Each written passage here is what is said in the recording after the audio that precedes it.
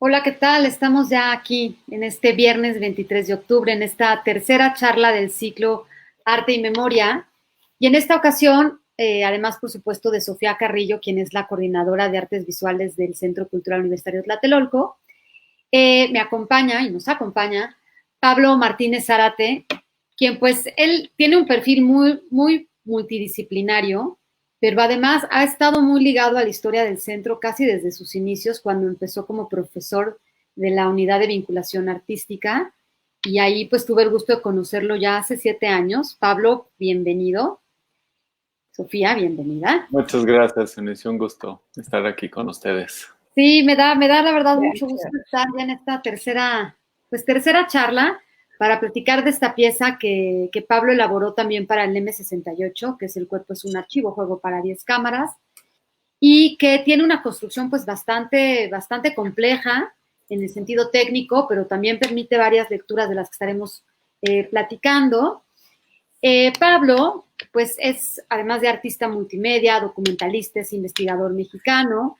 Su trabajo ha explorado los cruces entre memoria, cuerpo y territorio, que los empezó a trabajar desde aquellos talleres que organizaba en la UBA con este proyecto que alguna vez intentamos lanzar, que se llamaba Archivo Vivo, bueno, que en realidad ya venía de un taller que tú realizabas con los vecinos de la zona. Ahorita me contarás si estoy cambiando la historia de ese taller.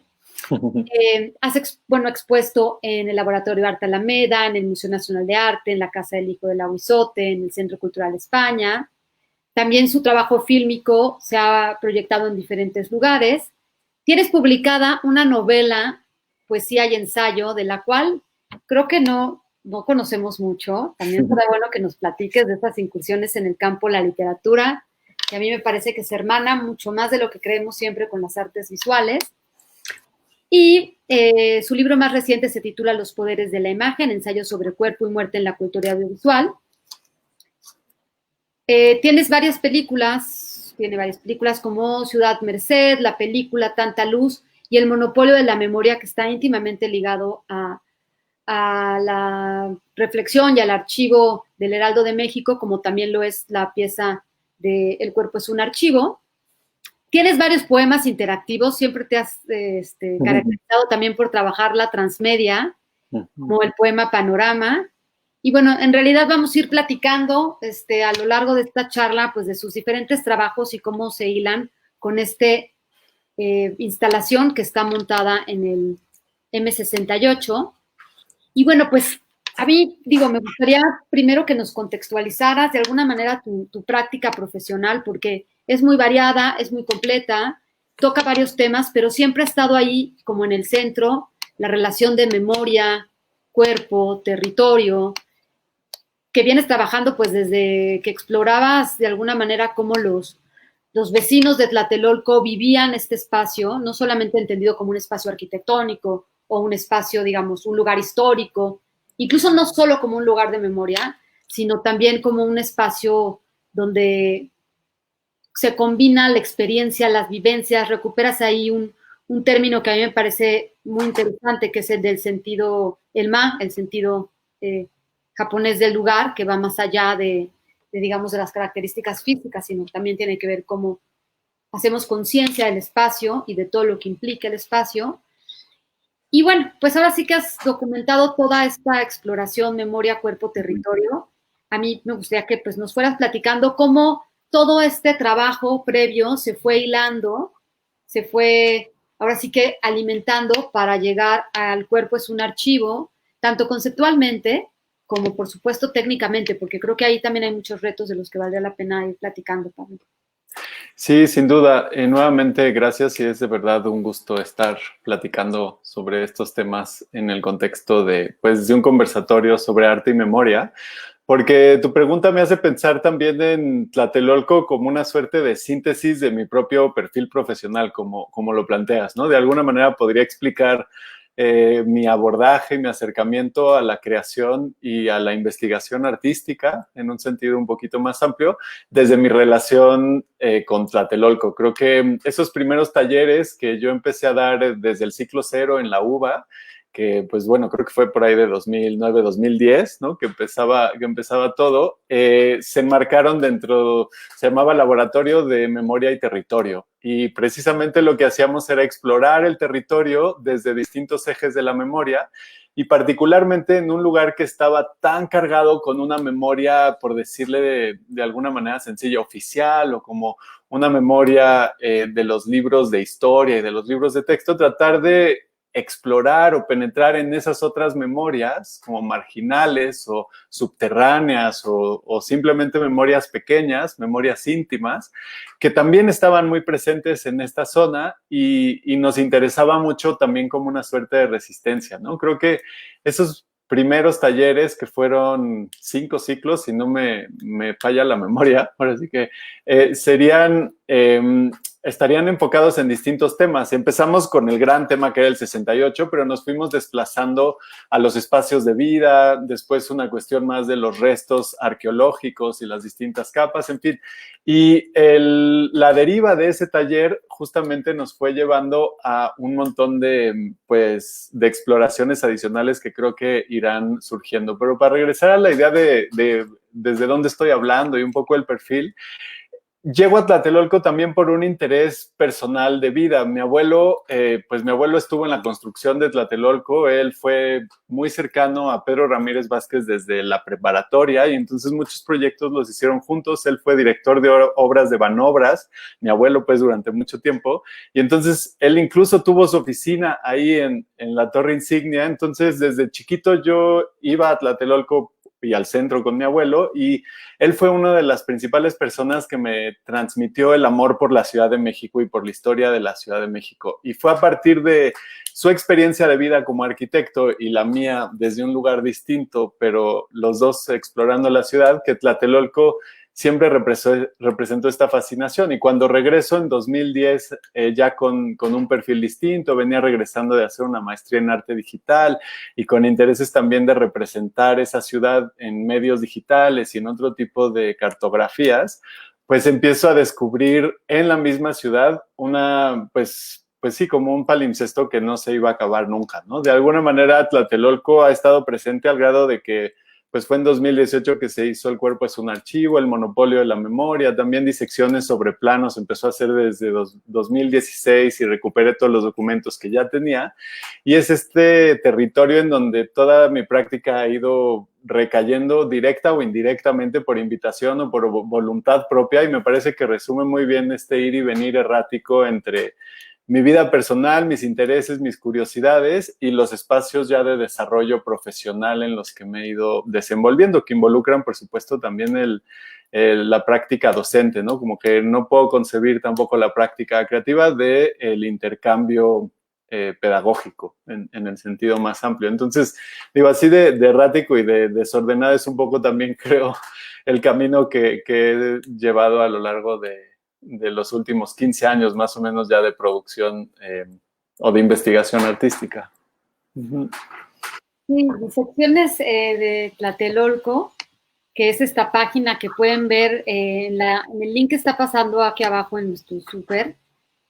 Creo que es una muy buena entrada para entender cómo has trabajado también el archivo, ¿no? Desde que creo que se ha ido complejizando en tu propia práctica la reflexión en torno al archivo, pero digamos, ahí resulta muy interesante que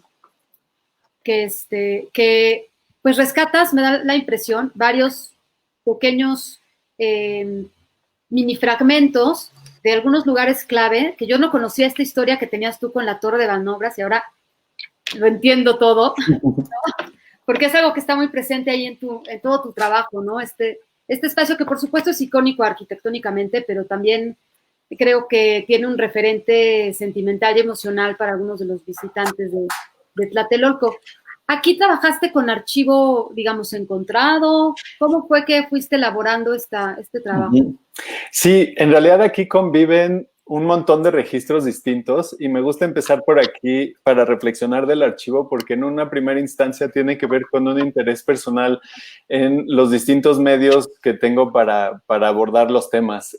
Justo lo que estamos viendo en pantalla en este momento es un video 360 que está hecho a partir de levantamientos de una maqueta de Tlatelolco, en donde conviven Super 8, son filmaciones en Super 8 que yo hice y que yo revelé, digamos, con distintos procesos para representar ideas como el desgaste de la idea de modernidad, por ejemplo, que lo que se ve al fondo son estos Super 8 muy, muy gastados, y también hay documentos históricos que vienen de la biblioteca de mi abuelo.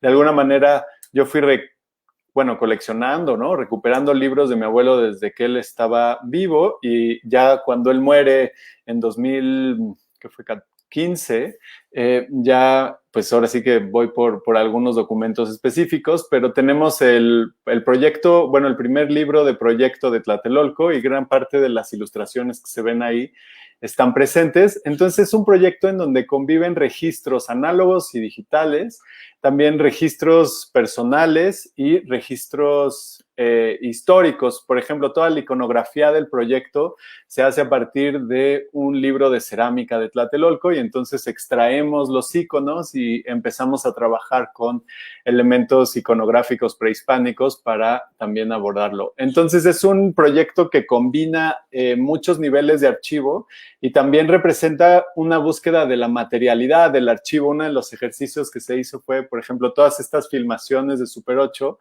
se fueron proyectando sobre la misma maqueta y se grabaron, y entonces empezamos a crear una, pues sí, como un palimpsesto también, no era como un tableau vivant, le llamo como un, pues sí, es también un video 360 que es una pintura viva con más de 105 proyecciones de Super 8 sobre la maqueta, que nos permiten reflexionar sobre la relación entre materia y memoria, por un lado, entre archivo y materia, por otro, y después entre ciudad, memoria y materia, que creo que Tlatelolco lo tiene muy marcado. Tlatelolco es un sitio donde la misma materialidad, digo, la Plaza de las Tres Culturas es muy clara en cuanto a esta superposición, pero también tenemos una serie de condiciones materiales en la misma unidad o en distintas partes de la unidad que se trasladan a reflexiones de la memoria en el proyecto de disecciones sobre planos. Entonces, de alguna manera me permitió a mí trabajar directamente con la materialidad de la memoria desde distintas capas mediáticas con las que estuve trabajando, desde otra vez el Super 8, que es un material fílmico en blanco y negro, después el material digital que implicó la captura, la digitalización de esos, y la materialidad misma de las piedras y de la maqueta de Tlatelolco, que al final se buscan conjugar en este espacio híbrido, que tuvo además muchas salidas, ¿no? Por ahí hay un dispositivo que estuvo viajando en Tlatelolco, y entonces la idea era usar un headset para detonar estas reflexiones y detonar también pues una conexión o activación de la memoria desde el sitio mismo de la memoria. Entonces es un proyecto que además se fue haciendo poco a poco y que recuperó documentos, investigaciones que habíamos hecho en los talleres, incluso de la UBA, y otras cosas que fueron nutriendo ya la investigación desde 2016. Sí, sin duda es un proyecto pues completamente, técnicamente complejo, digamos, pero completamente entrañable. Y cuando digo entrañable, sí quiero empezar a abordar, veo que tu obra de alguna manera tienes una mirada poética de las cosas, pero también vas ahora sí que escudriñando en las entrañas de los archivos, de los documentos, de los espacios, abordando más estos planos ya no solamente racionales, históricos, sino también en lo emocional. Y me da la impresión de que en el cuerpo es un archivo, llevas y de alguna manera estiras más esta relación de lo emotivo y la relación que tiene con el cuerpo mismo, ¿no? Si pudieras irnos pues platicando de esta pieza para que también quienes no la conozcan en el M68 puedan irla conociendo. Ahorita, por supuesto, la proyectamos también. Sí, el cuerpo es un archivo, fue una experiencia muy retadora, por un lado, y sí gratificante en el sentido que fuimos confirmando muchas intuiciones que habían estado presentes en otros proyectos. Por eso hace rato que comentabas que de alguna manera condensa exploraciones que se venían desarrollando en años y en momentos previos de producción, me hizo bastante sentido. El proyecto surge a partir de esta invitación a desarrollar una pieza para un dispositivo muy concreto por parte del equipo curatorial, y el dispositivo es el de la infraestructura que está montada en sitio, es decir, es una pantalla circular de 18 metros de largo por 2 y cachito de alto, con una tecnología de videomapping. Y la propuesta inicial fue trabajar con el archivo que estaba bajo resguardo desde 2017 en la Universidad Iberoamericana, un archivo fotográfico que proviene del Heraldo de México, que no solo comprende el 68 y el movimiento estudiantil, sino que comprende en realidad del 65 al 2005, son cientos de miles de fotografías almacenadas en cajas. Pero la Biblioteca del Ibero, y esto hay que decirlo porque es lo que hace posible también una pieza como esta, identifica, recibiéndolo en 2017, con los 50 años muy cercanos,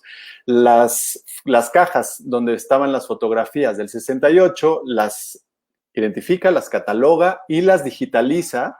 Y después, cuando, bueno, nosotros nos enteramos con esta fascinación que ya he empezado a compartir, que tengo con Tlatelolco, pues nos acercamos para que nos den acceso y nos abren las puertas para hacer los proyectos creativos que queramos. Entonces empezamos a idear proyectos. El cuerpo es un archivo, se hace de manera simultánea a otra pieza con el mismo archivo fotográfico, y creo que eso es muy importante decirlo, ahorita hablaremos de la otra, porque también habla de cómo un mismo archivo es un universo de posibilidades, o un mismo archivo es un sitio de potencialidad, es un sitio de sentido posible y no de sentido cerrado. Es decir, las fotografías que comprendían este archivo pues no estaban ahí todas ya cerradas en su significación, sino estaban a la espera de que distintas miradas puedan acercarse y activarlas, ¿no? Y creo que eso sucede con cualquier archivo en general. Y particularmente lo que hicimos aquí, a diferencia de la otra pieza, que es más una película de ensayo, es tratar de detonar una reflexión sobre el archivo del 68, que es un archivo marcado de violencia, por lo mismo marcado de inefabilidad. O sea, la violencia muchas veces es difícil de abordar con un discurso, es difícil de enunciar por todas las fragilidades y todas pues, las fracturas que conlleva la violencia. Y entonces tratábamos de diseñar un dispositivo, y hablo en plural porque también esto sucedió mucho en diálogo, en este caso con Sociedad de Carne y Hueso, que fue la compañía de Buto con la que trabajamos, y un par de cómplices creativos, José Luis Rangel particularmente, que ha estado asistiéndome en muchos proyectos durante varios años, y nos preguntábamos precisamente cómo podíamos trasladar toda esta violencia y toda esta dificultad de abordarla desde pues, la expresión con la danza, ¿no? Y lo que se nos ocurrió, y un poco el dispositivo viene de ahí, es trasladar el discurso a la carne, y que sea la carne misma la que con sus vibraciones y con sus sacudidas y con sus sonidos, porque la misma pieza también tiene un sonido, pudiera, pues eso, pudiera como sacudirnos, ¿no? Es una pieza que por lo mismo fue muy compleja desde la conceptualización y desde lo emocional, ya que fuimos definiendo cómo se iba a realizar. Esto se filma en un foro de cine de manera pues coreografiada a dos dimensiones. Es algo que he hablado con Aura, con quien además ahora estamos trabajando otra pieza, y ella decía, es que a mí lo que me gustó mucho de esa pieza es que los que estaban, o sea, nosotros con las cámaras también estábamos bailando, pero estábamos siguiendo esas dinámicas, ¿no? Y lo que se diseñó de antemano fue un juego para que no estuvieran las reglas marcadas y que fuera también la narrativa o el relato contenido en esas imágenes el que nos arrojara el sentido final en el cuerpo, ¿no? Entonces se diseñó la dinámica del juego, y como todo juego, se establecieron reglas básicas para jugarlo, ¿no? Y entonces había una caja, esa caja se recreó de alguna manera en el espacio, se seleccionaron de las más de 1,300 fotos que tiene este archivo del 68, o esta colección del 68, 61 fotografías. Las premisas fueron, pues, uno, que fueran representativas de todo lo que implicó el 68 en cuanto a la violencia, pero también aquellas zonas grises, porque siendo un acontecimiento que ha sido representado recurrentemente pues en la fotografía, en el cine, en la literatura, en el periodismo, quizás uno de los acontecimientos del México moderno a los que más hemos vuelto por todo lo que implica, por también pues todas las pistas que todavía necesitamos encontrar para descifrar lo que ocurrió y lo que eso representa para la identidad del México moderno. Y entonces, que fuera representativo de eso, pero también de todo lo que decía, no estaba presente en esa representación, como por ejemplo la cotidianidad después de la violencia, niños jugando con los tanques, o ciertas escenas que no habían estado tan presentes en los distintos relatos que nosotros conocíamos, por lo menos, y que nos sorprendieron cuando empezamos a analizar durante muchos meses estas fotografías. Nos habían pues deslumbrado encontrar a la presencia sobre todo de los niños en la ciudad conviviendo con la presencia militar, el papel, por ejemplo, de las madres, que sí estaba documentado en un par de textos o en un par de libros particularmente, pero que no forma parte del imaginario predominante del 68. En fin, estos pequeños temas para que también estuvieran en ese grupo de imágenes. Y una vez con esas fotos puestas en la caja, la regla básica eran 5 integrantes, y entonces de cada uno de los integrantes se van a tener que ir acercando uno a uno a la caja, tienen que tomar una fotografía, mostrarla a la cámara que está destinada para registrar esa primera foto, que es como la foto detonante, después regresar con sus compañeras y su compañero, mostrárselos y interpretarla por 1 o 2 minutos. Esto con las 60 fotografías o hasta que quisieran. Y después regresarla para que siguiera el juego, ¿no? Esto duró alrededor de 3 horas. Fue un performance que se filmó las 3 horas sin interrupción. Y pues eso generó también unas tensiones y unas vibraciones impresionantes, ¿no? Recuerdo que cuando terminamos las 3 horas de filmación, todo el foro como que entró en un silencio y en un suspiro colectivo de esa violencia que se había trasladado a los cuerpos, ¿no? Habían vibrado, habían incluso pues llorado, de pronto reído cuando eran pues estas secuencias más de los juegos de los niños con los soldados, en fin. Y habíamos transitado por un montón de escenas que parecieran ya formar parte de nuestro imaginario nacional y que en este momento se hacían carne, ¿no? Y se hacían vibración de la carne, y eso es lo que a nosotros nos gustaba mucho porque justamente confirmaba que la memoria siempre va a ser la memoria encarnada, ¿no? O sea, los archivos ahí como estantería acumulando polvo, pues no tiene ningún sentido histórico, social, político, cultural, hasta que no se enfrentan con una sensibilidad y una inteligencia que los traduce en experiencia de vida, ¿no? Y esa apropiación de la experiencia de vida es lo que también nos permite darle sentido a la historia, y fue por ahí por donde transitamos para tratar de llevar esto. Eso es, digamos, en la parte discursiva, ¿no? Si quieren, luego podemos ir hablando de la parte técnica ya de traducir eso a una composición como la que vemos y las distintas capas también de su implementación en sitio, pero discursivamente esos fueron los principales retos, y creo que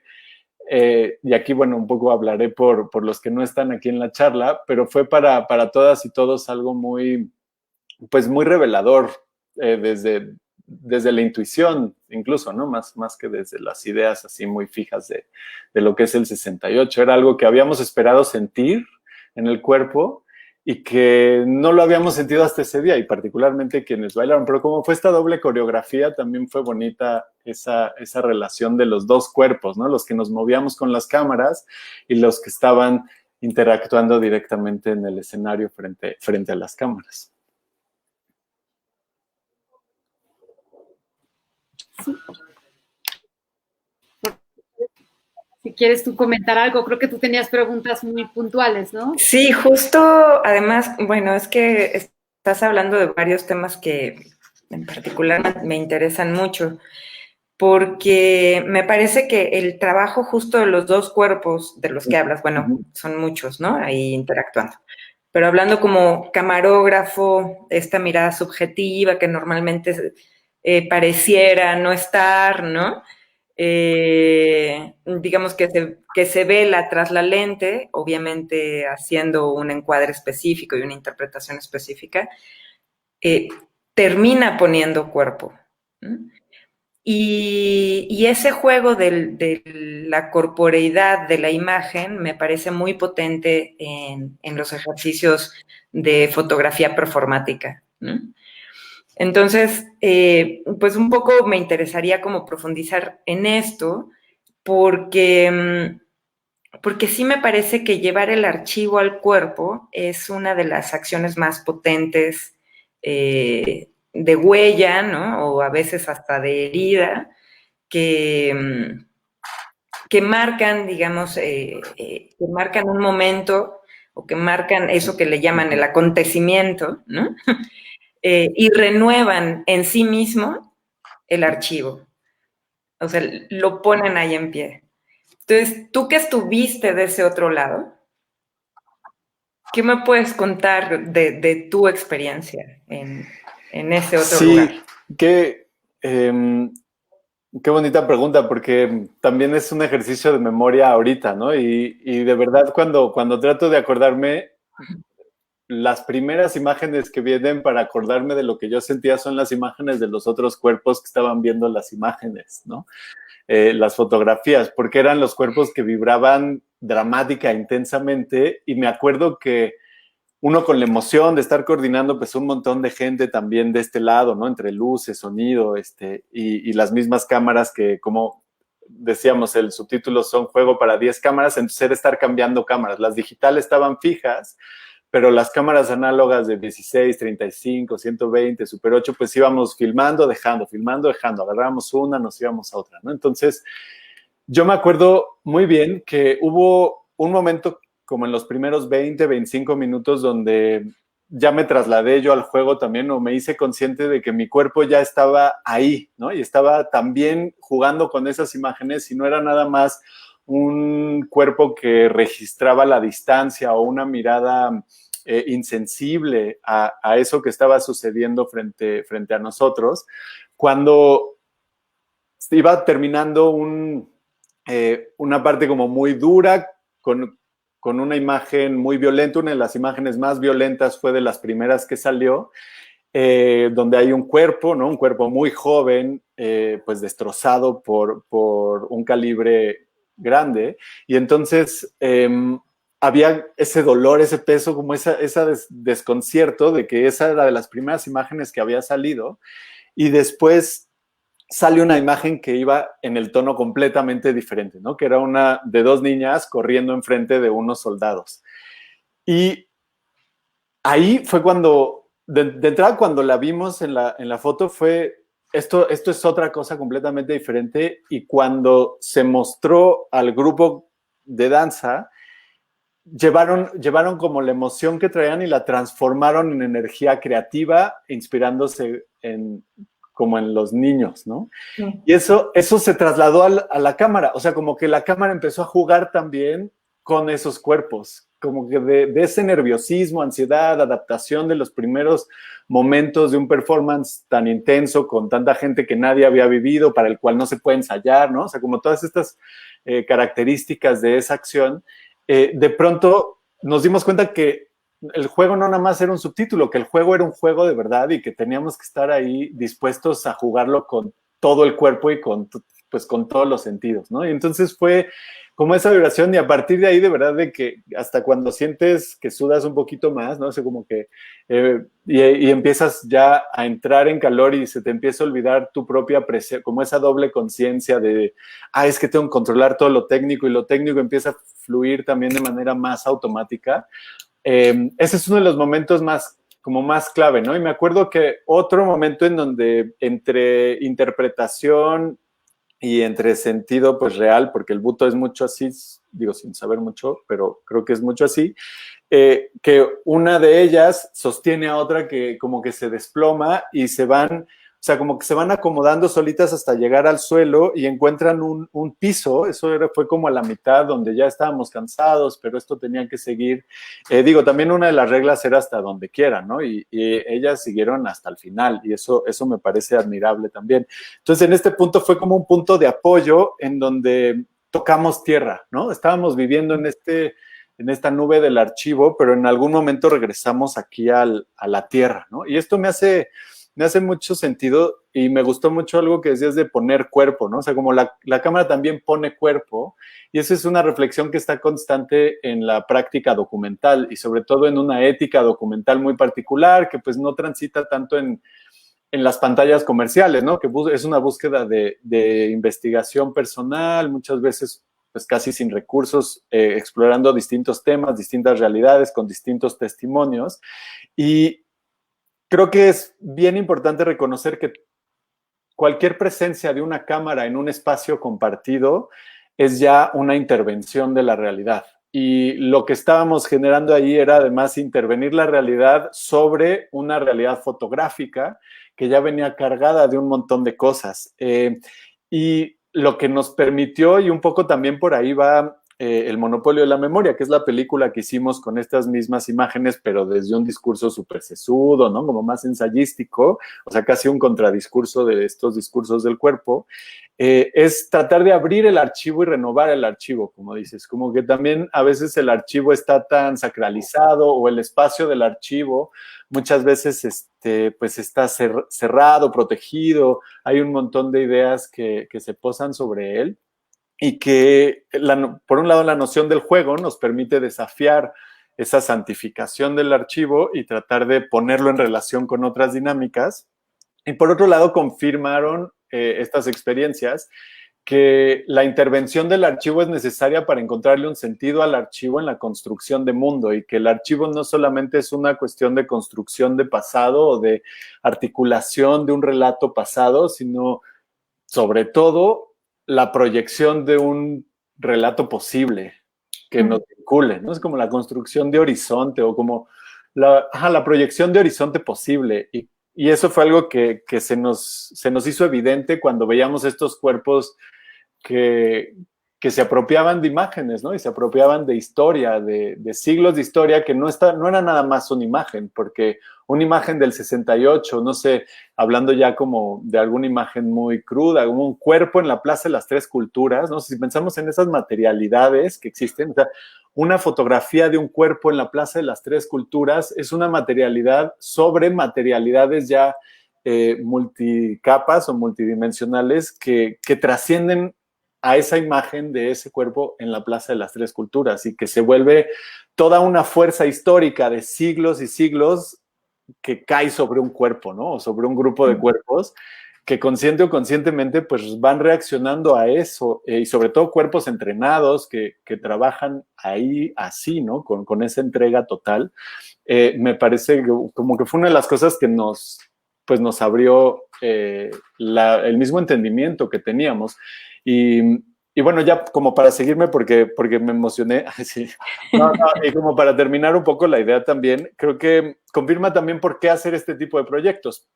Es decir, entrar a ellos con la voluntad de descubrimiento, ¿no? Y con la voluntad no de decir algo sobre la historia que ya sabemos que pensamos sobre el 68, sino encontrar en esas incursiones, en esas exploraciones del archivo, en este caso, lo que se puede decir con el archivo, y no pensar que ya sabemos que se puede decir con el archivo. Creo que no. Sentido, perdón. Reenactment, ¿no? Perdón, nada más. Sí. Ponerle el concepto. Perdón, Ew. No, está bien. Porque en ese sentido, bueno, tú nos estás platicando y de estas posibilidades que puede tener el archivo, de este mundo de potencialidades, ¿no? De estas diferentes capas de significación. Incluso pues de las mismas recreaciones que se pueden dar en torno al archivo, ¿no?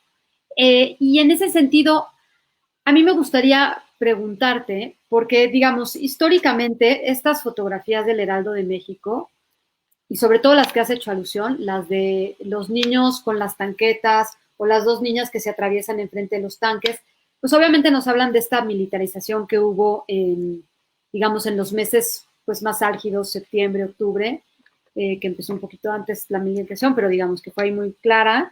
Y también nos hablan de este momento posterior al 2 de octubre, cuando gran parte de los vecinos se quedan sin luz, se quedan sin agua. Hay muchas imágenes también de los habitantes pues desplazados, que en ese momento pues se vieron en una encrucijada, digamos, históricamente. Pero como bien lo decías tú, más allá de eso, pues todas estas imágenes están cargadas de diferentes horizontes de sentido, de diferentes significaciones, también, pues, digamos, intrínsecamente tienen presencias, tienen ausencias, tienen algunas huellas que también nos permiten ir construyendo de alguna manera no solo la imagen, sino el discurso del 68. Y a mí sí me parece muy revelador que nos cuentes justo cómo fue y cómo visualizas que fue diferente el trabajo en El Monopolio de la Memoria, que es un ensayo documental, pero de alguna manera trabaja, supongo, un poquito más desde lo lineal, que una pieza 360, que trabaja con el cuerpo, con coreografía. Y en ese sentido, ¿tú cómo consideras que se fueron resignificando de manera distinta este mismo archivo? Porque yo creo que ahí hay una fuerza superpotente. Sí, fue también para nosotros algo bien bonito explorar las fotografías con estos dos proyectos paralelos, porque los dos se tenían que estrenar, digamos, a finales del 2018, ¿no? Entonces, primero llegamos a sumergirnos en las fotos, quizás como tratar de empezar por ahí. Cuando nos dan acceso al archivo, pues era ver a qué monstruo nos estábamos enfrentando, ¿no? Eran 1,370 fotos más o menos, y teníamos que calificarlas. Y esto es parte, me parece, el primer paso de todo trabajo artístico, de toda investigación con el archivo, es la recatalogación, o que es lo mismo la relocalización de esos documentos. En la biblioteca, esos documentos ocupan un lugar en la arquitectura de catalogación de una biblioteca, ¿no? Y tienen sus etiquetas y sus lógicas de relación entre esos documentos, pero cuando uno se acerca a esos documentos para apropiárselos como materia prima para una obra artística, sea la película o sea el performance traducido en video, pues hay que recatalogar todo, ¿no? Y entonces la primera labor fue tratar de encontrar esos otros temas que no estaban presentes en una catalogación bibliográfica de biblioteca y encontrar cómo organizarlas, ¿no? ¿Cuáles eran los temas principales y los que no estaban ahí?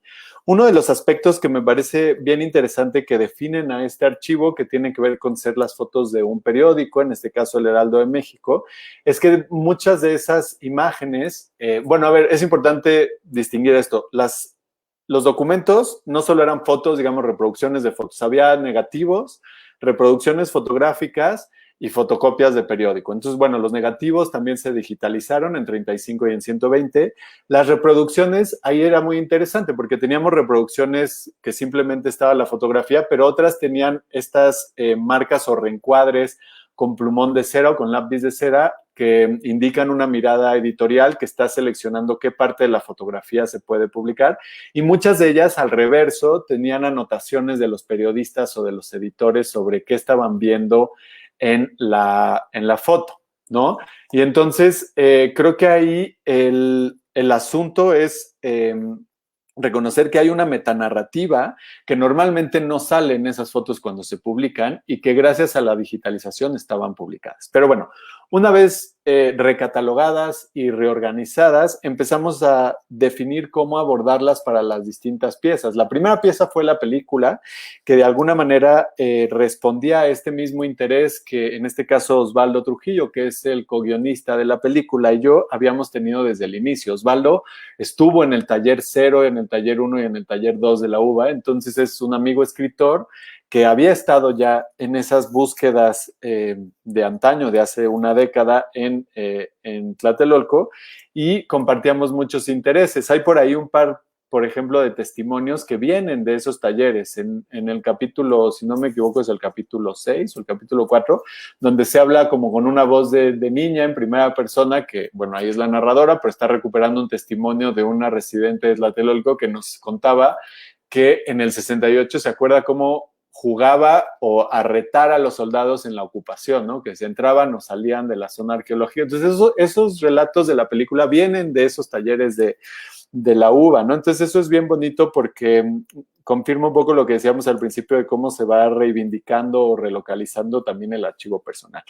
Y ahí fuimos descubriendo las cosas que ya comentaba que nos daba el archivo y la necesidad de encontrar otras pistas en el archivo del 68 en general, que implicaba, bueno, regresar a los documentos históricos y tratar de registrar ciertas voces que confirmaran o desmintieran las intuiciones temáticas que íbamos teniendo. La película tiene 9 capítulos, son 9 capítulos muy particulares, casi todos tienen una voz en off predominante, hay una voz que se desdobla, que fue de las primeras intuiciones a las que llegamos, el monopolio de la memoria siendo este ministerio de la memoria, el relato oficial, ¿no? Como de las verdades históricas, normalmente es una voz masculina instalada desde centros de poder muy particulares y la idea era desdoblar o romper esa voz autoritaria y tratar de dislocarla en una voz doble, en una voz femenina masculina, una narración que fuera iterando entre voz de hombre y voz de mujer para desdoblar en una primera instancia el relato histórico, ¿no? Y después encontrar cuestiones musicales que nos pudieran ir complementando también ese aspecto. Me parece que esa búsqueda pues responde a una búsqueda más de ensayo fílmico, porque también era buscar los reencuadres de las imágenes. Ahí, justo en lo que acaba de pasar, veíamos un reencuadre de una imagen, en las que vamos a ver después. Por ejemplo, aquí está lo que decía de las notas de editoriales, las notas que vienen atrás. Esta es una de mis imágenes favoritas, no sé por qué me gusta tanto, que son las máquinas de escribir de una oficina de estudiantes, ¿no? De redacción de estudiantes hechas trizas, bueno, y los niños, ¿no? Pero me parecía que en esa búsqueda ensayística de película, pues ahí íbamos transitando bastante bien, buscando esas otras miradas al archivo. Y como anécdota, de las primeras proyecciones que tuvo esta película fue con el personal de la biblioteca que estuvo a cargo de la catalogación y demás de la peli. Y pues ellos, que eran quizás de los que más conocían el archivo, se sorprendían porque decían, es que estoy viendo otras fotos que no había visto, porque las estás reencuadrando, porque les estás poniendo un sentido que quizás pues no habíamos anticipado, el que nosotros le poníamos era otro. Y eso es bonito porque confirma también lo que decíamos del archivo como espacio de posibilidad. Y ya entrados en este proceso, no habíamos terminado, ni mucho menos, empezamos a diseñar la otra pieza, que es la del cuerpo es un archivo, con las mismas imágenes. Lo primero que hay que decir es que la pregunta inicial fue, ¿trabajaremos con las mismas imágenes o buscamos una realidad documental distinta? Y la reflexión fue, si en este primer ejercicio de la película estamos utilizando la voz que pregunta, explica, porque no solo explica o pretende no ser una voz explicativa, sino reflexiva, entonces esta voz que cuestiona las imágenes desde la palabra, ¿cuál sería el sentido? Pues darle una aproximación completamente distinta en el espacio 360, porque la primera premisa es, ya tenemos un condicionante de exhibición que era pues hacer algo, además en poco tiempo, con una complejidad técnica brutal, y que esto es algo que me interesa mucho en gran parte de mi producción, pensar, ok, ese medio que es el 360, que es un espacio inmersivo donde el cuerpo se localiza en el centro y tiene que girar, también es un gesto corporal estar en medio de esa pantalla circular. No puedes, como en el cine, simplemente sentarte y ver hacia adelante, sino tienes que girar y hacer el esfuerzo de buscar de alguna manera las pistas visuales para poder interactuar con la pieza. Necesitaba una solución completamente distinta. Aquí no funcionaba un tratamiento ensayístico a modo de película, a modo de selección de imágenes, sino algo que sugiriera estar mirando o buscando en distintos puntos de esa pantalla para que el cuerpo se desplazara y entonces evocáramos esa búsqueda dentro del archivo.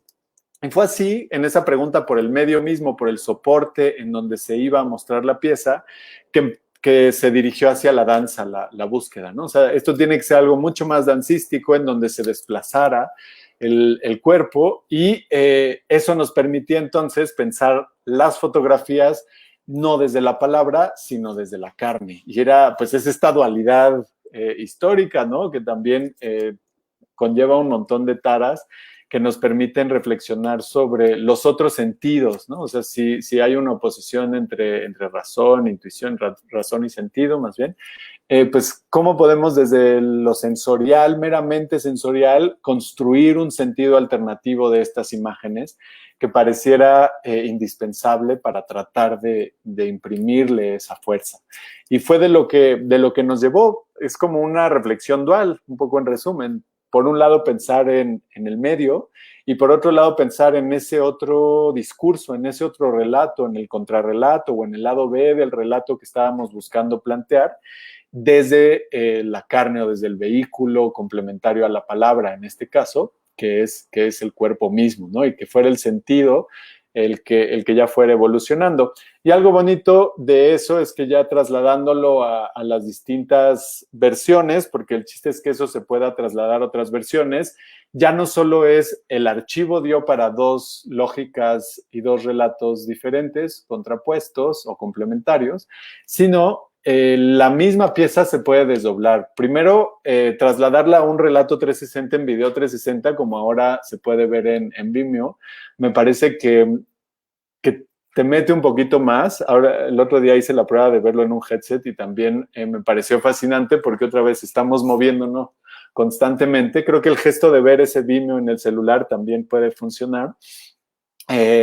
Y por otro lado, estoy incluso trabajando, como había platicado contigo, Eunice, en algún punto por teléfono, en imaginar otros modos de pantallas, ¿no? En donde se pueda ver con otras pantallas, porque creo que es una forma de renovar esa búsqueda por lo posible en ese relato, ¿no? O sea, tratar de seguir desdoblando, como no agotar esa apertura del archivo, sino que desde el tratamiento visual y desde el tratamiento incluso museográfico, expositivo, pueda ir evolucionando la relación con esa pieza o que se mantenga viva de alguna manera también, ¿no? No, pues se abren un millón de posibilidades ahorita de preguntas que a mí me gustaría plantearte sobre lo inefable, sobre lo performático, pero bueno, también Sofía tenía ahí algunas preguntas que quería hacerte y algunas pues, reflexiones, entonces le doy el espacio y ya después vamos pues reilando. Sí, qué fuerte, ¿verdad? Es que detona un montón de puntos a tocar sobre archivo, memoria, cuerpo, performance, ¿no? En fin. Sí, es muy rico. Yo lo que quería también como puntualizar es que no, o sea, además de que llevas al cuerpo, ¿no? O sea, el cuerpo del camarógrafo y de los bailarines, no es en vano mencionar que son cuerpos jóvenes, ¿no? Claro. Entonces, es una manera como de atraer al presente, o sea, de volver a inscribir en el presente. Eso que se inscribió en el pasado para actualizarlo en el cuerpo de nuevos jóvenes. Y de nuevos jóvenes que además están en pleno contacto con el cuerpo y hablando de que los jóvenes fueron esa carne de cañón, fueron esa carne, ¿no? Y en todas las fotos que hemos estado viendo, justo eso es lo que vemos. Vemos al cuerpo de los jóvenes. Entonces, pues me parece como muy, muy, muy fuerte y muy rico como poder traer a nueva cuenta, ¿no? Esa situación, ese acontecimiento. Por eso hablaba del reenactment, ¿no? Es como, ¿cómo sucedió ahí? ¿No? Lo estás analizando a través de la imagen, lo traes al cuerpo, a este cuerpo joven, ¿no? Con sus propias heridas, con sus propios recuerdos del 68 construidos, y los vuelves a presenciar, ¿no? Pero los presencias o los haces presente. Claro, sí, claro. En tiempo presente. Entonces, digo, yo ya me eché acá un súper chorazo Pero me gustaría saber tú qué opinas. Qué bonito, porque de además esta me haces figura. pensar en algo que yo quizás di por sentado siempre, ¿no? Sí, pues bueno, de entrada primero, pues sus cuerpos jóvenes está bien sentirse no tan viejo a veces, ¿no? No, pero sí, esta onda de verdad o sea, es que uno podría pasar incluso desapercibido, como esta noción de se está trayendo a los cuerpos jóvenes desde esta pieza, particularmente desde esta pieza, me parece bien poderoso porque incluso en el tratamiento visual de la imagen busca construir sobre estéticas de la época también para hacer ese puente temporal y, y quizás uno podría olvidarse del momento histórico de la filmación de esas imágenes por el mismo tratamiento visual de blanco y negro que muchos en cámaras análogas, etcétera, ¿no? Y no, es determinante lo que propones y al final es determinante porque eso está presente en los dos, o sea, en el monopolio y en el cuerpo es un archivo, la búsqueda de actualizar ese relato que parece agotarse, ¿no? O sea, otra vez, ¿para qué hacer otra película más del 68? ¿No? Nadie la va a querer ver ya el 68 chole, por favor, ya no más. Y algo bien bonito incluso del circuito que tuvo en salas en distintas partes del país fue que, bueno, había como siempre distintas reacciones desde el protagonismo, o sea, de las generaciones que sí vivieron el 68 y compartían su anécdota como respuesta a la película, pero sobre todo jóvenes, mucho más jóvenes, o sea, jóvenes entre 16 y 24, 25 años, que respondían con esto que dices, estoy entrando ahí, ¿no? O sea, estoy entrando a un acontecimiento histórico pues sí, que no conocía de alguna manera, ¿no? O sea, que no había visto de este modo, porque quizás ya no se quiere representar tanto porque chole con el 68 y eran otros cuerpos jóvenes que volvían a entrar a este espacio. Las veces que fui también al M68 y me encontraba con jóvenes, mucho más jóvenes, viendo la pieza era la sensación que tenía, sobre todo porque está la caja en el centro y están las fotos, y entonces se acercaban a las fotos y las empezaban a comentar entre grupos de amigos, ¿no? O amigas. Y eso era otra manera de actualizar, era como en un matiz distinto, pero era lo mismo que hacen los bailarines en las imágenes, lo están haciendo estos jóvenes con su propia experiencia en el museo, en el sitio, además cargado de memoria. Y creo que le estás dando al clavo en uno de los aspectos fundamentales, ¿no? Ahí del trabajo que buscábamos. Y un poco, digo, por ahí hace rato mencionabas lo del acontecimiento y a eso es como lo que siempre nos remite la idea del acontecimiento, o en lo personal, a mí sí me remite mucho la idea del acontecimiento al pensar el archivo, porque el acontecimiento se convierte en este espacio o posibilidad de lo múltiple, ¿no? De lo diverso. Cuando algo acontece así como un hecho histórico que fractura el orden de las cosas, digamos la pandemia, ¿no? Un montón de posibilidades que antes no visualizábamos se hacen presentes. Y entonces en este acontecer, en este acontecimiento, me parece que podemos recontarnos la historia o pues sí, reimaginarnos la historia. Creo que sí, esta figura del reenactment también me resuena mucho porque creo que puede estar sucediendo todo el tiempo cuando más cuerpos jóvenes se enfrentan a estas fotografías en el sitio. Y eso está como muy bonito pensarlo así, como un espacio de posibilidad siempre abierto, ¿no?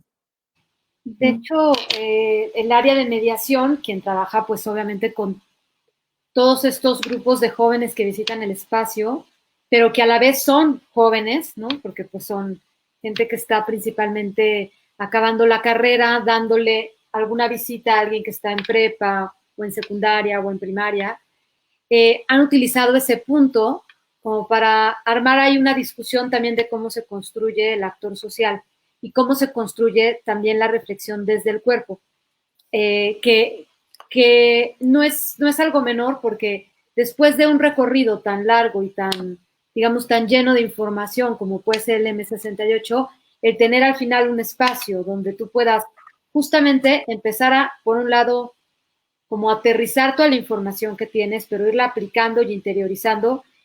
Y por otro lado, como ir dejando que se vaya infiltrando esta parte que tú la mencionaste hace rato, que por supuesto tiene que ver con este discurrir del discurso a la carne, pero que es de lo inefable, ¿no? Lo que no podemos decir con palabras, lo que no podemos de alguna manera enmarcar, pero que está ahí presente en la experiencia, y creo que también permite eso mucho. El cuerpo es un archivo, de alguna manera irse, pues de alguna manera creando un espacio que te permita ir interiorizando todo esto que has visto y que has entendido. Y creo que tiene que ver también mucho con lo performático, ¿no?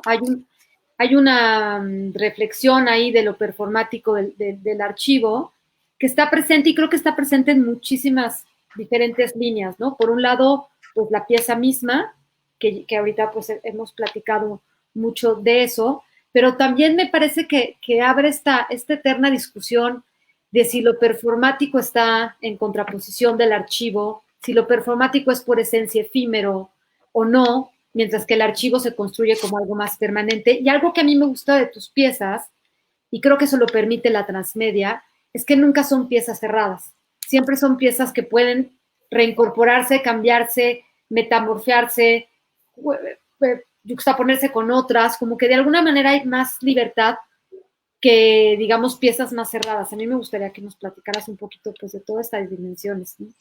Sí, voy a regresar un poquito porque esto que comentas del actor social también fue uno de los descubrimientos que nos arrojó el archivo, que quizás otra vez lo daba uno por sentado, pero cuando ya estás sumergiéndote en las fotografías y analizándolas día y noche, se hace muy evidente que el actor o los protagonistas del 68 son la juventud, pero la juventud no solo eran los estudiantes, sino también los soldados, ¿no? Y entonces gran parte de los soldados eran niños, o sea, 18, 19, 20, o sea, en las imágenes se ven así. Entonces uno se pone a problematizar también la imagen que se ha construido del otro lado, ¿no? No solo de la víctima, sino del victimario. Y en ese momento, ¿cómo era pues la relación pues también la manera en que esas personas terminaron inmersas en ese lugar, ¿no?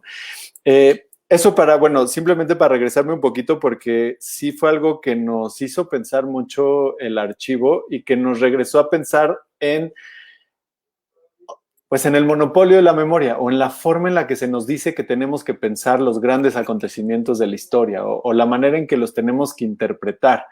Y gran parte de lo que buscábamos en el cuerpo es un archivo, y también por su posición en el recorrido, es no dar ninguna lección a nadie, ¿no? O sea, como no tratar de dar lecciones de historia de ningún tipo, no tratar de explicar ningún acontecimiento, sino más bien dejar que el eco de los acontecimientos, porque eso es lo que son los cuerpos interpretando fotografías, son como resonancias de un hecho de hace muchos años, que pues están vibrando constantemente y que nos pueden transmitir esa vibración, como dice, se convierte en una reflexión. Hay dos cosas que me gustaría comentar de lo que preguntas, Eunice. Por un lado, esta oposición entre lo performático y el archivo, y también entre el testimonio y el archivo. Creo que este entendimiento del archivo muchas veces deriva de sitios de pensamiento más cercanos a la historia y a la filosofía, que normalmente trabajan con los archivos como archivos en estantes, ¿no? O sea, como archivos catalogados en instituciones, en sentido como muy general. Y a veces las prácticas artísticas están trabajando con el archivo desde la intervención, muchas veces performática directamente, ¿no? El trabajo documental en el cine documental o en otras prácticas documentales también trabaja con el testimonio directamente como archivo. O sea, en el momento en que uno filma un testimonio, ese se convierte en un documento que se transfiere a un archivo, ¿no? Como esos puentes se hacen precisamente entre lo performático y el archivo, o entre el testimonio en una carne, en una memoria personal que no se cuenta, y el archivo ya estructurado como una arquitectura de la memoria. Sucede muchas veces en la práctica artística o en las prácticas de investigación, entre muchas otras, ¿no? Pero la práctica artística específicamente sí permite tejer esos puentes o llevar esta memoria viva de los cuerpos que está siempre flotando en el ser, en el vivir, en la vivencia, hacia las arquitecturas ya de la memoria como tales, que pueden ser un museo, que pueden ser un archivo pues ya más oficial, o incluso una película como un archivo, ¿no? Como una arquitectura propia. Me parece que por un lado esa parte es importante decirla porque sitúa muchos de los esfuerzos de la creación que están presentes en el M68 a lo largo de todo el recorrido y que nos hacen posible mirar esas otras lecturas, ¿no? Y encontrar esas lecturas adicionales o complementarias a las que nos dijeron en la clase de historia de la primaria o, en fin, ¿no? Por un poco sobresimplificar el asunto. Y por otro lado, uno de mis intereses generales sí que, y en el transmedia, y por eso terminé, bueno, casi siempre he recaído en ese espacio, es precisamente la posibilidad de llevar un mismo relato a múltiples soportes y encontrar o descubrir las transformaciones que sufre ese relato según el soporte con el que se está trabajando. Y en esas transformaciones, pues encontrar otros modos de contar y plantearse retos diferentes. Por eso también decía al inicio que la práctica docente o la práctica pedagógica, que pues es la voluntad de diálogo constante en torno a ciertos temas o disciplinas, es inseparable de mi práctica creativa. Para mí son parte del mismo proceso de investigación de lo real y de construcción de sentido, y que muchas veces surgen precisamente de esta búsqueda muy personal por temáticas que me mueven, que me impiden quedarme quieto y que me impulsan también a seguir buscando salidas. Y en ese sentido no solo es la parte pedagógica, sino también el componente experimental como un mecanismo, como una disposición metodológica incluso, ¿no? De estar incursionando, buscando sistemáticamente, porque a veces, muchas veces cuando pensamos en experimental se entiende como, pues hacer lo que se nos pegue la gana, como se nos pegue la gana, pero pues tiene más que ver con la ciencia, ¿no? Tiene más que ver con observar, poner en relación cosas, ver cuál es el resultado, tomar notas, ir trabajando con esos procesos de investigación para después poder abordar estas preguntas que son bien difíciles de abordar. Hay una frase bien bonita de Tri Minh Ha, esta cineasta vietnamita, que dice, la realidad huye, la realidad siempre niega la realidad, ¿no? Como que la realidad siempre está en fuga.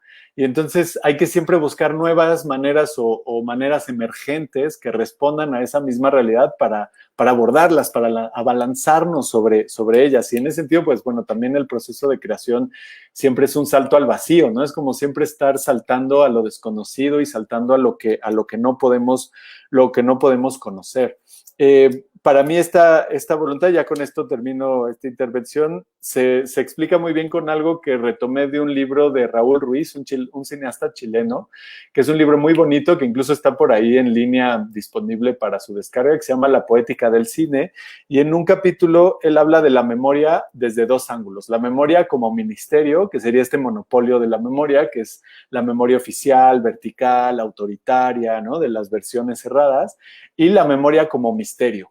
Y la memoria como misterio es esta búsqueda constante, esta apertura, ¿no? Y creo que el arte puede vivir en esos dos. O sea, el arte puede ser ministerial, absolutamente, ¿no? O sea, puede haber creación artística que no se tiene que preguntar las cosas y pues, digo, todo bien, pero sí hay una voluntad del descubrimiento, de lo desconocido, de lo misterioso, en una práctica radical, ¿no? Como que un arte radical de resistencia a estas versiones oficiales siempre va a tener que transitar por lo desconocido, ¿no? Siempre va a tener que transitar por lo incómodo. Y la incomodidad y la dislocación y el desmantelamiento siempre empieza por uno mismo.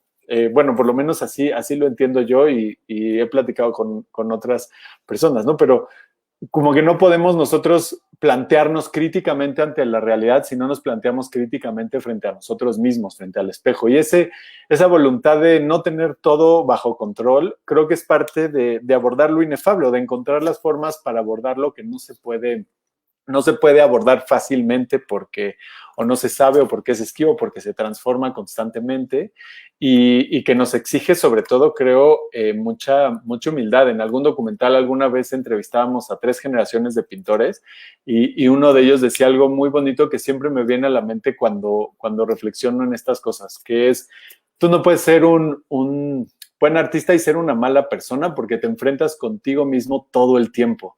Y eso me resonó muchísimo, ¿no? Es como esta onda de, pues sí, te estás como teniendo que ver en el espejo y te estás teniendo que escuchar y es un proceso de humildad constante, o bueno, idealmente podría ser un proceso que te conduce a revisarte constantemente y eso es a mí algo que me da lo transmedia, la verdad.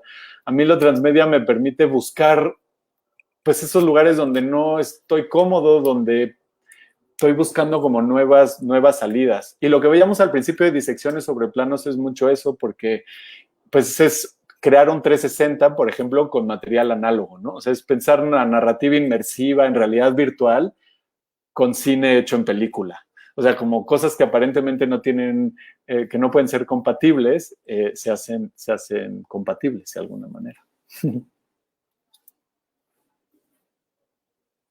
Sofi, no sé si quieres comentar algo, porque yo tengo un chorro de comentarios. Qué potente. Primero decirte que hay un montón de comentarios del público de buenísimo, qué gran trabajo, felicidades, excelente aporte del uso de los archivos, como aparece en este momento, de Teresa Carvajal. Sí, súper interesante. Yo quería sumar una cosa que también viene un poco a manera de pregunta. O sea, tu práctica, como ya lo mencionaste, constantemente te orilla a tener un trabajo colectivo y una polifonía. Y no solo eso, o sea, estás hablando desde la polifonía, estás trabajando desde el cuerpo, estás todo el tiempo trabajando en la actualización, o sea, como generando especies de bucle en esta línea que entendemos como temporalidad, ¿no? O historiografía. Y te pregunto, ¿tú cómo ves tu práctica como si ves a tu práctica como una irrupción a la estructura per se del archivo? Híjole, sí, eso creo que le da el clavo a una de las motivaciones. No sé si se logre, ¿no? O sea, no sé qué tan eficiente pueda o no ser por momentos, pero sí es una intención, o bueno, un motor, como un motor. Creo que gran parte de mi obra, ya hablando como de la obra, surge de una insatisfacción como real, ¿no? O sea, con algo.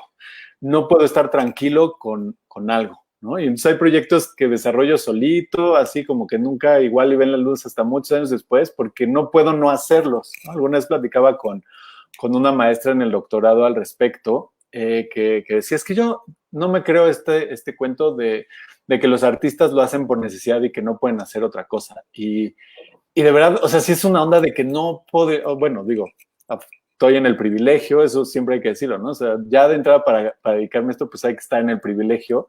Y eso para mí es ya un sitio de incomodidad, más en un país como este. Entonces, es no estar satisfecho con ese punto y no estar conforme con ese punto es como el primer paso.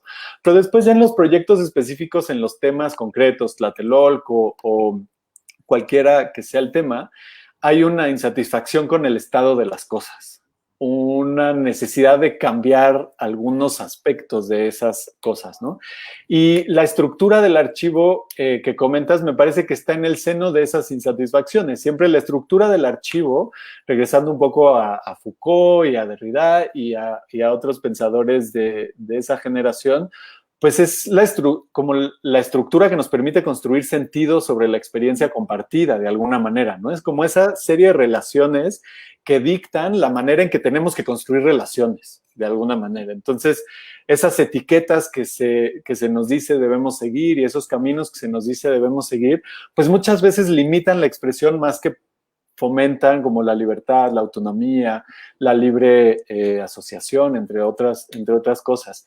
Y de ahí surge mucho de lo que me ha movido a dedicarme a esto y lo que sobre todo hace 8 o 10 años dije, pues es que yo estoy más por aquí. De entrada, pues bueno, por ejemplo, cuando yo estudiaba comunicación, ni siquiera me caían bien los que estaban en el subsistema de cine, yo fui al subsistema de investigación, ¿no? O sea, yo iba como por otro lado, me gustaba mucho la foto y escribir y eso, pero luego me di cuenta que la práctica académica para mí no era, porque yo no podía estar cómodo en ese lugar y entonces tenía que buscar distintas maneras de representar y así fue que terminé haciendo algo más en arte digital en la maestría y buscar esas estructuras emergentes de representación, porque también los medios de comunicación o los medios de expresión son el sitio donde el archivo se materializa, ¿no? De alguna manera. Y conforme van avanzando las tecnologías de comunicación, pues también va transformándose la arquitectura del archivo. Y en ese sentido, la búsqueda transmedia o la creación transmedia va de la mano de eso, ¿no? Que yo no sea muchas veces el que se sienta a programar las cosas, me lleva más a construir relaciones, también como decías, eso es algo que me gusta mucho de la práctica, tanto del cine en general, pero también de muchos proyectos que he hecho, que siempre es colaborativo, y implica esta búsqueda por los nuevos medios o por la emergencia en los medios, pues justamente plantearse desde ese lugar, ¿no? Últimamente he estado escribiendo algunos ensayos, pues más en el tono académico, que recuperan estas ideas de la emergencia, por un lado, como los medios emergentes, como en un sentido de la emergencia, es decir, cuáles son las emergencias que nos llevan a apropiarnos de medios apropiados, valga la redundancia, para abordarlas, y por otro lado, cómo construir un discurso crítico si no es posicionándonos al interior de la crisis. Es decir, lo crítico viene de nuestro posicionamiento dentro de la crisis, ¿no? Un poco por ahí se ha ido tejiendo mi relación con la estructura del archivo. Si busca hacer una práctica de resistencia, si busca hacer una práctica incluso pues de resistencia con mis propios demonios y estas cosas, pero que además he estado desde el principio. Por ejemplo, cuando teníamos este grupo, los talleres de la UBA lo empezamos entre 3 muy amigos, ¿no? Que éramos como estos jóvenes poetas que querían así como hacer cosas increíbles en el mundo, ¿no? Y entonces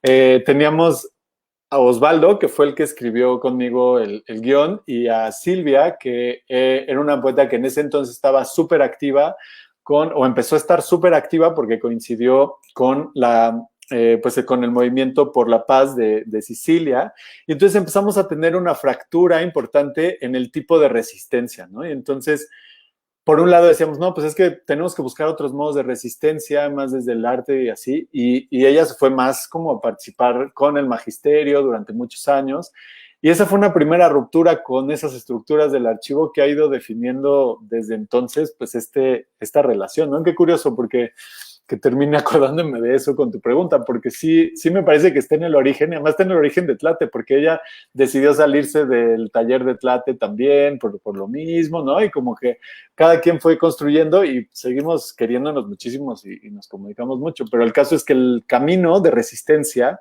cada quien lo construyó desde un lugar distinto. Uh-huh. Pablo, yo quisiera ahora que te escucho, que me emociona en muchos diferentes sentidos, que tiene que ver con esta irrupción del archivo que digamos, comenta Sofi sobre tu práctica, pero que lo voy a comenzar a hilar desde las formaciones, que ahorita lo has comentado varias veces, ¿no? El sentirse incómodo en ciertos campos disciplinares. Yo también soy licenciada de comunicación en la Iberoamericana y paralelamente estudié historia y siempre me sentí muy incómoda en historia, no tanto, en comunicación un poco más, porque creo que como nos pasa a todos los comunicólogos, te vuelves un todólogo, y más en años anteriores que en verdad era una mezcla, ¿no? Yo no sé ahora si de alguna manera hay más especialización, siempre había estos subsistemas, por lo menos en la Ibero, pero también en otros esquemas académicos, y creo que hay una búsqueda ahí de como para empezar, de entender cuál ha sido el campus teórico de la comunicación y la práctica de la comunicación, porque no es propiamente la de cine, no es propiamente la de publicidad, no es propiamente la de investigación o la famosa comunicación interpersonal, ¿no? Que ya casi está del lado de la psicología, ¿no? Entonces, bueno, por ahí digamos, tú has tenido una trayectoria interesante porque pese a que has hecho tu maestría en artes digitales en Edimburgo, también has hecho tu doctorado en comunicación. Por otro lado, y lo quiero un poquito ligar no solamente con la irrupción del archivo, sino con las posibilidades de la transmedia, pues ahora sí que nos ha tocado también vivir, somos los tres una generación más o menos parecida, nos ha tocado ver pues una revolución digital que la vivimos desde el inicio, ¿no? Desde sácate tu ICQ hasta sácate tu primera cuenta de correo, hasta entra a internet. Estos momentos que yo no sé en qué paró esto, por ejemplo, de Second Life, que me parece, me estoy obscureciendo, me prendo la luz. Justo iba a hacer lo mismo, pero no llegaba. Sí, de pronto los vi oscurecerse así. Sí, de repente ya rodeada de Okay. neblina del recuerdo. Sí. Bueno, mira, qué interesante. ¿Sabías que mi tesis de licenciatura fue sobre Second Life? Justamente. Mira. Pero, Sí, perdón sí. el paréntesis, pero Second Life no tuvo una segunda vida, ¿no? No, No, creo murió, que no. ¿no? Sí. Murió. Creo que sí murió. Sí, es interesante, digo, conversación de otro momento, cómo creo que se apostó en un momento, sobre todo al inicio, digamos, como del siglo, aquí va la gran apuesta digital iba a ir sobre la realidad virtual y creo que fue una gran decepción cuando en realidad lo que estamos viendo que fue lo que funcionó son las redes sociales, ¿no? Yo creo que pues hace 10 años o 15 no se hubiera uno imaginado eso, ¿no? Los comunicólogos yo creo que no le hubieran apostado tanto a eso, fuera de las huellas que nos pudieron haber dejado el Big Brother, ¿no?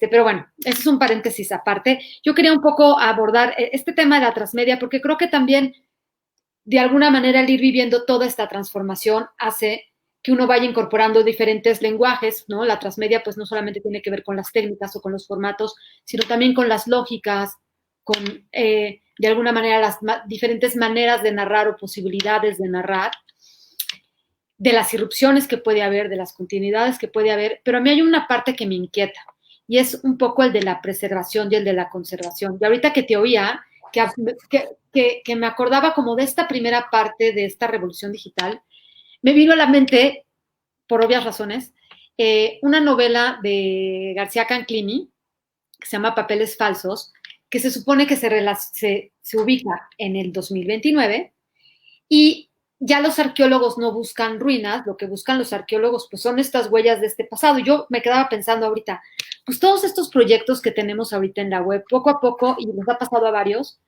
han ido quedando en la ruina digital. Y a mí me gustaría, más que preguntarte tú qué piensas de esto y cómo piensas renovar tus proyectos, ¿no? Como que creo que también desde ahí se pueden empezar a construir otro tipo de manifestaciones, ¿no? Desde estas, pues, ruinas que han quedado, de estos, de alguna manera, restos que hay en las redes y que creo que desde ahí también se puede construir, pues, nuevas maneras de narrar, porque en sí mismos son archivos y en sí mismos son documentos.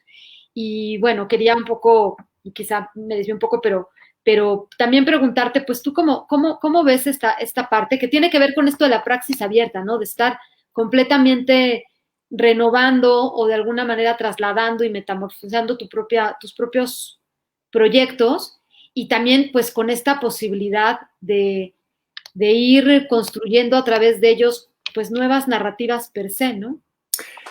Pues no creo que te hayas desviado mucho al grado de que por ahí de enero empecé a diseñar un sistema de preservación de arte en medios, ¿no? Como para mi propia obra, o sea, como tratar de diseñar un modelo para, y sobre todo para mí, como organizar esa producción, porque de pronto me di cuenta que había producido mucho, y bueno, igual hay que decirlo, ¿no? Durante los primeros 5 años de mi producción, de los últimos 10, digamos, ya de transmedia más en serio, pues la que producía era completamente invisible, porque en México, por un lado, no había circuitos para esto, o era muy difícil llegar a esos espacios.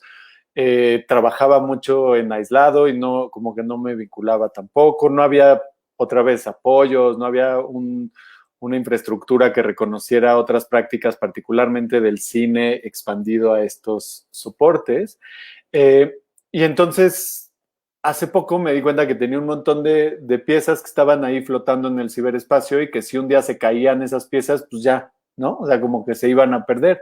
Entonces empecé a pensar cómo se pueden preservar estas expresiones independientemente de su acceso, o sea, cómo se pueden generar registros para hacer una especie de catálogo de obra que no dependiera pues de una conexión compatible y de protocolos que fueran compatibles. Me parece que es importante porque además nos regresa a preguntarnos sobre la preservación de la obra de arte en general, sobre el papel del artista en la construcción del relato histórico, sobre la fetichización, sí, fetichización de la obra de arte y la conservación de la obra de arte también, y qué otros modos de registrar. Me parece que muchas formas van a estar cercanas a las formas de preservación del arte-acción, del performance, o sea, que son más documentos que te permiten acceder.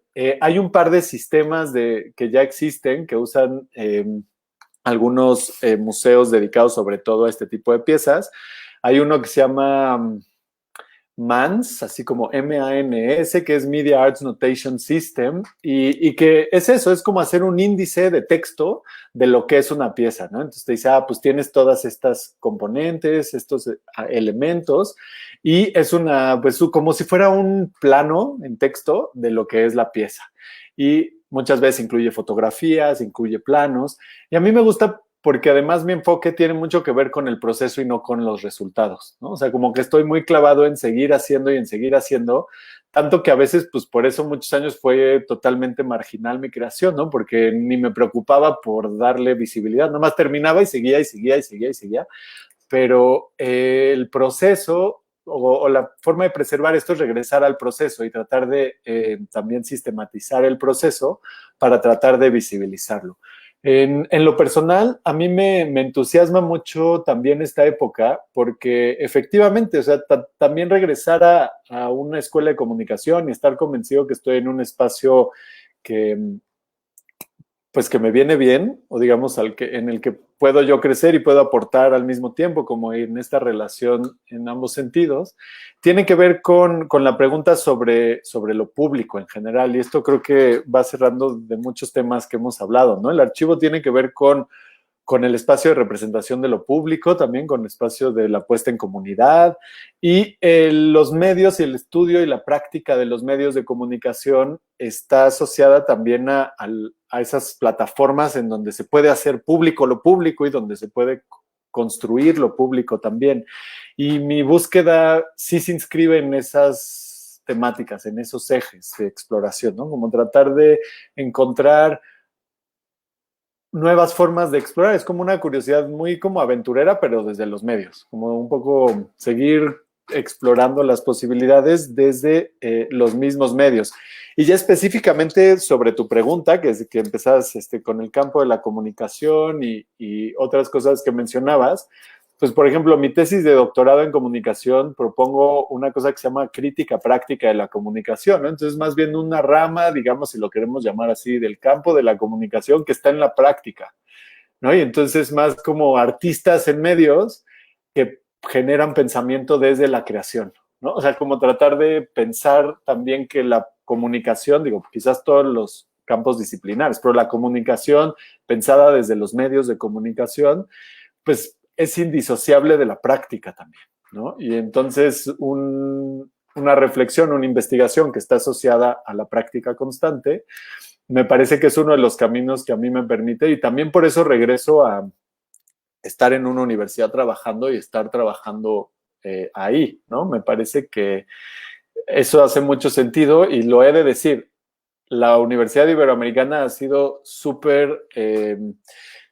bueno, me ha apoyado muchísimo en los últimos años en proyectos que hemos hecho desde ahí, ¿no? En gran parte el cuerpo es un archivo, pues tener acceso a las fotografías con total libertad, el monopolio de la memoria para hacer estas cosas. Y bueno, la UNAM también, de esto es un ejemplo, de que estemos aquí es un ejemplo, y ahora estamos trabajando otras cosas por otro lado con la UNAM. O sea, creo que las universidades tienen mucho que hacer en ese sentido pues de abrir posibilidades de investigación a otras formas de expresión, ¿no? Como que ya es entendido, y hay muchos grupos en la UNAM, tengo entendido que trabajan ahí también, en esos límites de lo académico, de la producción de conocimiento, que recurre a la práctica, y la práctica artística en este caso específicamente, como un vehículo o un camino para la producción de conocimiento.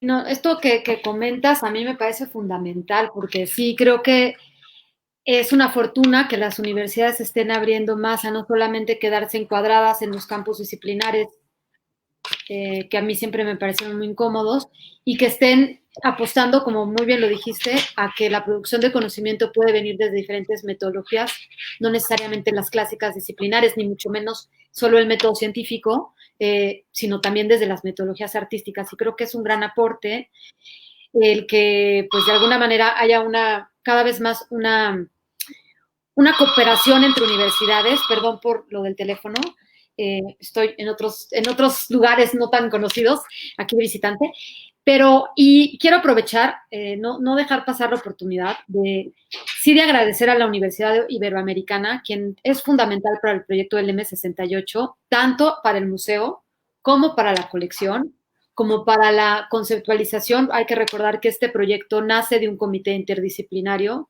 en el que participó el Colmex, el Colegio de la Universidad Iberoamericana, Chapingo, el Politécnico. Yo sé que esto puede parecer una información meramente institucional y de agradecimiento institucional, que por supuesto lo es, pero creo que va más allá, porque creo que sí se ha logrado pues como este entendimiento de poder cruzar fronteras, y creo que ahí lo dejamos aparte, solo lo menciono, esta potente relación que deben de tener los museos y los espacios, los centros culturales con los centros académicos, llámese primarias, llámese secundarias o llámese universidades. Y creo que ahí también Tlatelolco, no es por presumir, pero ha sabido hacerlo muy bien en muchos diferentes proyectos. Ayer platicábamos, Sofi y yo, ayer, ¿no?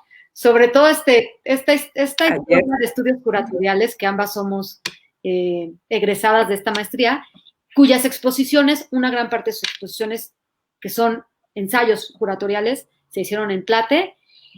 Yo no me alargo porque me emociona, o sea, si algo me emociona es como la vida que ha tenido Tlatelolco como centro, que es muy compleja y muy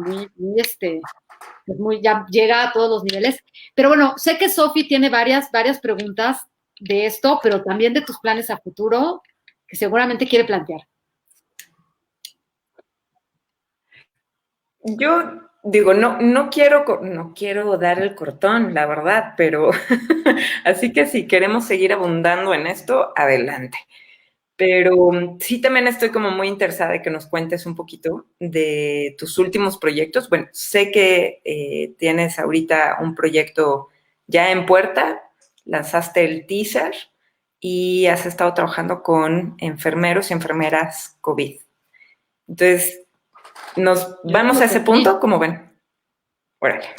¿Nos puedes contar un poquito de tu proyecto? Surge de una colaboración con una exalumna de la Universidad Iberoamericana, es la maestra Montserrat Villanueva. Ella es enfermera practicante en Canadá, pero con el COVID empezó a preguntarse, bueno, primero ella estuvo en el frente allá y después de las primeras semanas se preguntó, híjole, ¿cómo le va a golpear esto a México, ¿no? Y entonces empezó a crear una red de enfermería desde allá, que se llama Red de Enfermería Mexicana. Empezó a coordinarse con un montón de gente dentro de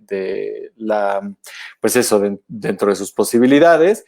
Y al cabo de que ella empezó a hacer esto, la Ibero lanza una convocatoria que se llamó Ibero frente al COVID-19 para proyectos de investigación. Ella tenía contacto con Libero, la contactan conmigo para decir, creo que lo que tú quieres hacer, que era una campaña de visibilización y un cómic y un par de cosas, puedes hacerlo con Pablo y con el equipo que normalmente trabaja proyectos de este estilo. Y empezamos a platicar, a redactar una propuesta con personas que ella conocía, y sobre esto empezamos a desarrollar. El proyecto se estrenó, en realidad este es el documental, lo que estamos viendo en este momento es el teaser del documental, que es un cortometraje que saldrá a finales de este año. Pero ya pueden ustedes, si se meten a iberodoxlab.org, que es el Laboratorio Iberoamericano de Documental, o si lo buscan en Spotify, pueden poner también enfermería Visible o Enfermería Invencible, perdón, es el título del podcast en Spotify. Y hay un podcast ya de 13 episodios que, bueno, son 3 episodios de 15 minutos más o menos, dependiendo del episodio, que relata justamente pues estos meses de trabajo de la enfermería. Algo que yo he aprendido y que he quedado admirado también del trabajo de la enfermería en la pandemia es que, principalmente siendo una enfermedad para la cual no hay tratamiento médico, solo hay cuidados, la enfermería es la que ha estado soportando la pandemia en todo el mundo, ¿no? A final de cuentas, gran parte del trabajo que han hecho enfermeras y enfermeros de acompañamiento, de salvar la vida y también de acompañamiento a la buena muerte, porque recordemos que desgraciadamente mucha gente que pierde la vida en los hospitales por COVID o afecciones asociadas al COVID, pues no puede despedirse, ¿no? No puede. Entonces hay también una labor de acompañamiento en situaciones límite que es admirable, pues lo está haciendo la enfermería. Y en segundo término, digamos como consecuencia, también permite revalorar o repensar nuestro imaginario de la enfermería, que muchas veces vive a la sombra de la medicina, ¿no? Vive a la sombra de esta profesión súper legitimada que es la medicina, y que en realidad gran parte hay muchísimas enfermeras y enfermeros que tienen la misma preparación técnica, científica, clínica, de la medicina, ¿no? Y ese es uno de los objetivos del proyecto. Como les digo, ya está el podcast, lo pueden conocer, estuvo saliendo al aire semanalmente de junio a septiembre, y ahora lo pueden ver ya como quieran en streaming o también ahí en la página de iberodoxlab.org. Viene el cortometraje y viene también un cómic. Vamos a hacer un cómic en 6 planas, son 6 capítulos, que también busca representar este heroísmo de la manera en que se ha ido soportando. Y bueno, hay otro proyecto que surgió también del Ibero como una convocatoria extraordinaria, quizás tiene que ver además con lo que veníamos platicando en cuanto a las universidades como espacio de desarrollo de conocimiento desde otras prácticas, que surgió del temblor del 2017 y estamos terminando una película, también un ensayo documental sobre Xochimilco como ese último territorio, ese último paisaje de lo que fuera el Valle de México, y también como ese remanente de lo que es nuestra relación con este valle que se ha ido destruyendo sistemáticamente a lo largo de siglos, ¿no? Entonces, pues bueno, esos son los 2 proyectos en ese sentido que nos están consumiendo mucho tiempo. Y pues bueno, hay un montón de proyectitos siempre a la par que sí, pues que bueno, consumen también el tiempo, ¿no? Algo bonito quizás como proceso paralelo que podría compartir es un proyecto también de trabajo con grana cochinilla. Estaba haciendo un proyecto sobre las políticas de la memoria en el sexenio pasado, y en uno de los tantos dispositivos de ese proyecto quería representar la violencia, justamente, creo que tiene mucho que ver con lo que hemos hablado, en el discurso de las políticas de la memoria del gobierno anterior, ¿no? Particularmente, pues bueno, a partir de casos como los 43, la Casa Blanca, que se estaba construyendo una negación sistemática a lo largo. Y encontré, pues bueno, se me ocurrió usar grana cochinilla sobre película de Super 8 milímetros, y entonces de pronto se generaron unas texturas de sangre impresionantes y me empecé a fascinar por la grana cochinilla, ¿no? Y esa es como una exploración que me ha ido consumiendo al grado que ya inauguré una serie muy amplia de manera paralela, que es una serie que se llama Codex Cochinilla, que son puras fotografías, películas y cosas así intervenidas con grana cochinilla, y que la verdad eso ha ido ya evolucionando, y estoy seguro que no va a parar. Ahora quiero hacer unas playeras con grana cochinilla y fotografía y cosas así, y que hablan de esta búsqueda también. Creo que esta búsqueda por los nuevos medios de expresión, ¿no? Como formas emergentes. Hasta ahora sigo buscando registros de uso de grana cochinilla en foto o en película. No los hemos encontrado. El catálogo de esta pieza que se llamaba Estas imágenes son verdad, microarchivo ignominia, también usó grana cochinilla con serigrafía y risografía. Entonces era una búsqueda constante de nuevas formas de representar la violencia desde la materialidad de la imagen, en este caso, ¿no?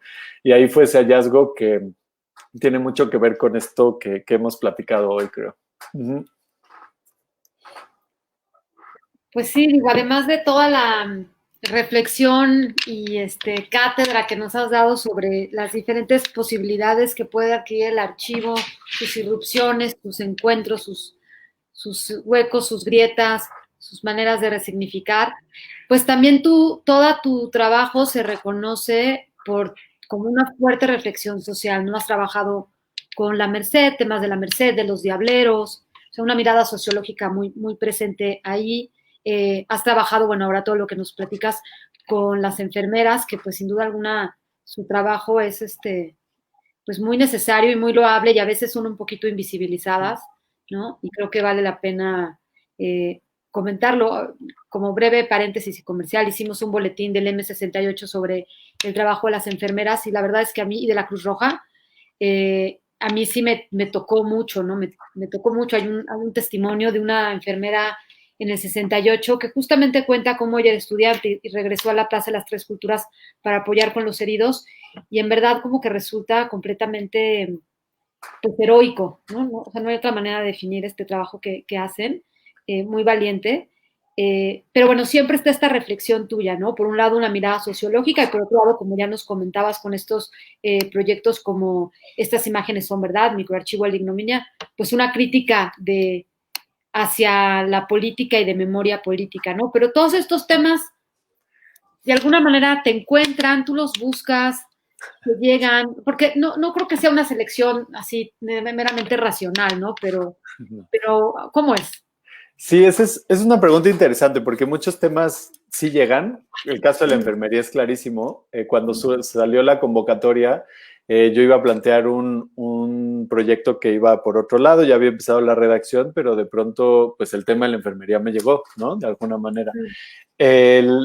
Otros temas, ¿no? Otros temas sí son. El caso de Estas imágenes son verdad, es un ejemplo clarísimo de un tema que no puedo dejar de lado, ¿no? O sea que yo empecé a sentir una incomodidad brutal con la manera en que nos estaban mintiendo frontalmente y empecé a trabajarlo muy personalmente, yo como a mi ritmo, ¿no? Entonces creo que hay proyectos que surgen de una inquietud muy personal y que van evolucionando. El mismo caso de Tlatelolco es así, es un interés por Tlatelolco de muchos años. El caso de los diableros, y hay otros que, por eso voy a los diableros, que vienen de la misma búsqueda, ¿no? El de la Merced me llega porque estaba trabajando en Tlatelolco y durante el proceso de la Merced, pues me doy cuenta que está esta otra población de los diableros que tiene toda una carga cultural y toda una importancia, y entonces un proyecto me va llevando a otro. Creo que gran parte del trabajo, independientemente de que algunos me inviten y otros vayan surgiendo de mi inquietud o de mi curiosidad muy personal, sí responde como a estar trabajando constantemente, ¿no? Como a estar investigando constantemente. Entonces creo que la investigación muchas veces es la que arroja los temas. La investigación es la que arroja las ideas, ¿no? Como que las ideas no me llegan así viendo las plantas, que me gustan mucho y me gusta mucho verlas, pero pues no así llegan las ideas, sino como talachando, ¿no? Talachando, y es pura talacha, en realidad. Y otra cosa que sí a mí me resuena mucho de una entrevista que le hacen por ahí a Andrei Tarkovsky, siempre se las comparto a estudiantes de licenciatura que quieren hacer cine, en donde Tarkovsky dice, pues no puedes separar tu vida de tu obra. Y eso a mí me hace mucho sentido, ¿no? O sea, no puedo... O sea, a mí me costaría mucho trabajo, o me ha costado en situaciones semejantes, trabajar con clientes en una agencia, por ejemplo. Sería prácticamente imposible para mí por una cuestión de que me entrego totalmente a lo que estoy haciendo, ¿no? Y entonces, pues eso, no separar como mis búsquedas. Y son muy caprichosas también a veces, ¿no? O sea, no es como que yo tenga una línea editorial o de intereses súper clara y a veces se presenta un tema. El otro día regresé al Desierto de los Leones porque me encanta y siempre me ha encantado el Desierto de los Leones. Nunca me había cruzado a hacer un proyecto y fuimos un domingo familiar al desierto y dije, tengo que hacer un proyecto sobre el desierto porque tengo un buen de cosas que decir sobre este lugar tan hermoso, ¿no? Y entonces así como que a veces son ocurrencias que van surgiendo también así. No sé Pues si muy quieren bien. que pongamos el teaser con audio, que creo que le da también otra dimensión. ¿Sí? Omar, ¿nos Sí, podrías ayudar poniendo el teaser de Enfermería Visible, Enfermería Invencible? Llamero, llamero. por completo.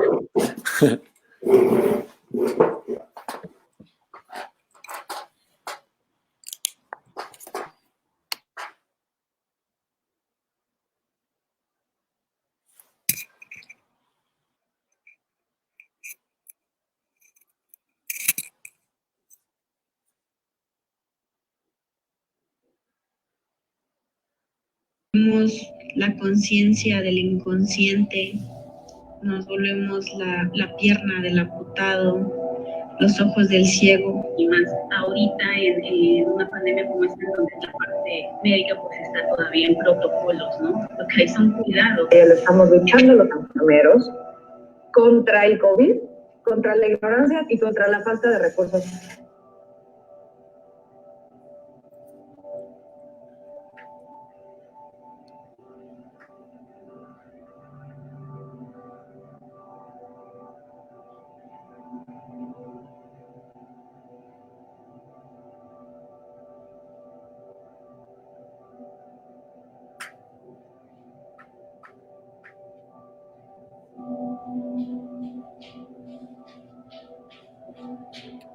Gracias.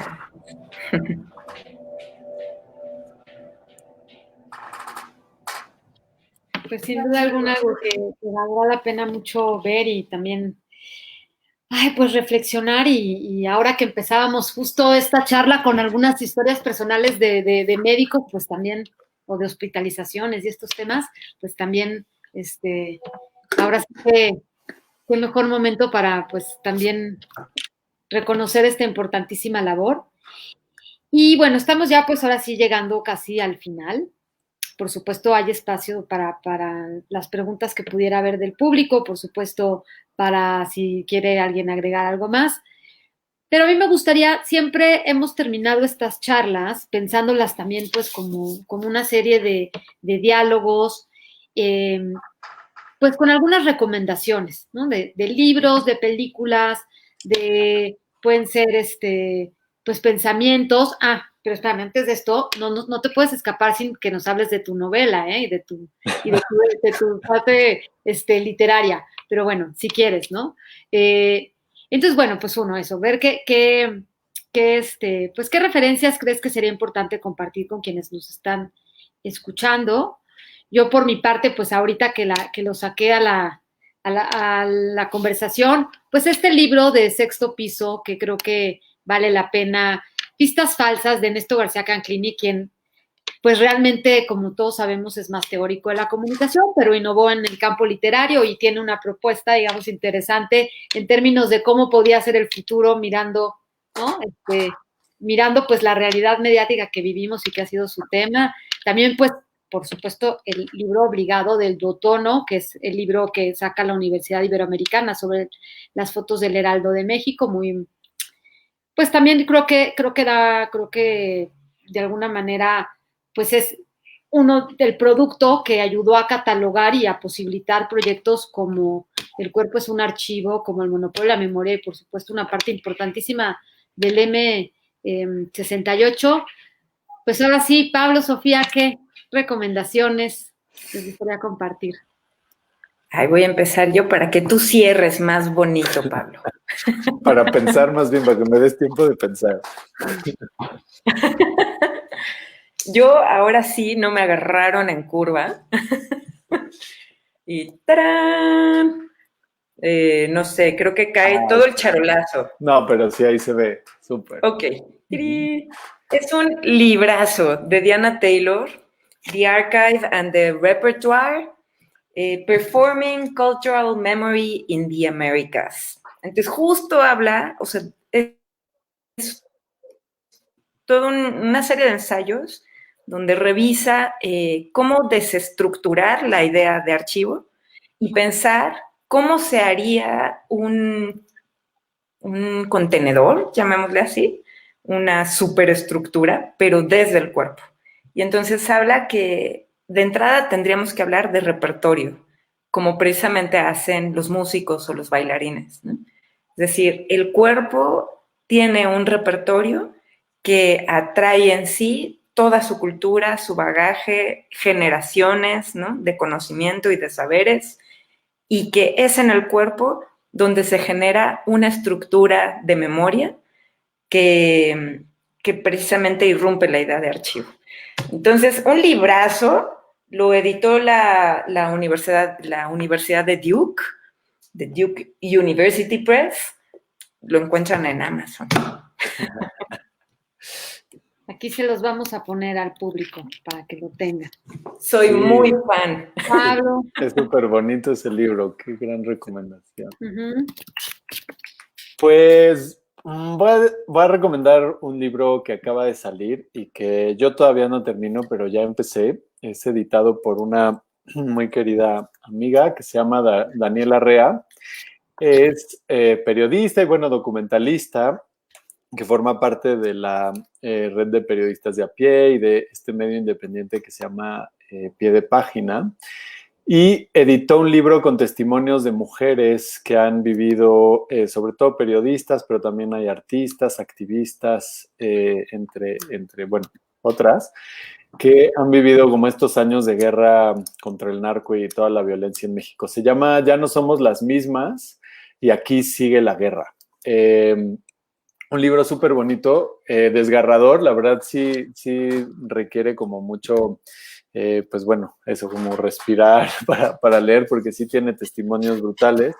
Pero bueno, también un libro necesario que recupera y da testimonio de algo que a mí me ha parecido admirable en Daniela y en sus compañeras, algunas de ellas también cercanas a mí, otras que no conozco, pero que sí conozco su trayectoria, y que pues muchas mujeres han estado en el frente de la guerra durante estos 10 o 15 años reportando y documentando y contando todas esas historias con todo el coraje del mundo, y pues bueno, este es un testimonio de eso y muy recomendable, súper bello, súper bello. Otra vez, Ya no somos las mismas y aquí sigue la guerra. Uh-huh. Ahorita lo ponemos también. Sí, pues muchas gracias. La verdad también, sí, el trabajo, por supuesto, de Daniela Rea, desde la crónica, desde el testimonio, el periodismo literario y también el periodismo duro, pues es bastante impresionante. Quien también en algún momento hemos tenido contacto con ella en otros proyectos del centro. Pues se nos acaba este espacio. Seguramente encontraremos otros motivos para conversar, para pues dialogar, para explorar. Y bueno, invitarlos a nuestra siguiente sesión.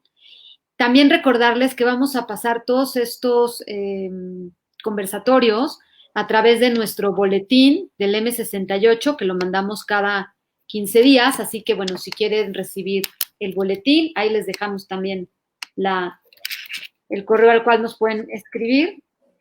Y bueno, pues ahora sí que a veces me toca hacer este tipo de comentarios como anuncios institucionales, pero pues también es importante para que justamente entre todos vayamos construyendo una comunidad. Ese correo, quienes nos escuchan nos pueden escribir con todas sus sugerencias, dudas, preguntas, invitaciones. Creo que este espacio, tanto el Facebook Live y las posibilidades de redes sociales, pero el M68 en sí, pues está abierto a que también todos los que están oyéndonos sean y hagan sus propias propuestas de lo que les gustaría escuchar en torno a los archivos, en torno a los videos, en torno a los temas que tratamos, que no solo es el movimiento estudiantil, sino también toda una gama de movimientos sociales y sus dimensiones estéticas, artísticas, políticas, de acción política. Pues ahora sí que, Pablo, la verdad, un gusto tenerte. No sé si me corresponde a mí, pero yo quiero tanto a Tlatelolco, tanto centro como el barrio, que pues tú eres de casa. Yo propiamente no soy del barrio, pero me siento como de Tlatelolco porque llevo muchos años siendo tlatelolca y en ese espíritu que siempre, pues siempre te estás cuestionando qué implica ser tlatelolca. Sofía pues también ya lleva ahí su tiempito, así que pues muchas gracias por haber estado aquí. Muchísimas gracias a ustedes, de verdad, un gustazo, sí, un gustazo. Y pues espero que también este sea, como decías, el principio de otras conversaciones. Ya hemos ido teniendo también conversaciones y ojalá se nos dé la oportunidad de seguir adelante. Perfecto, Sofi, muchas gracias. Gracias, Buenas Darío, noches, gracias, buenas noches Pablo. por allá. Nos vemos. Muchísimas gracias, gracias.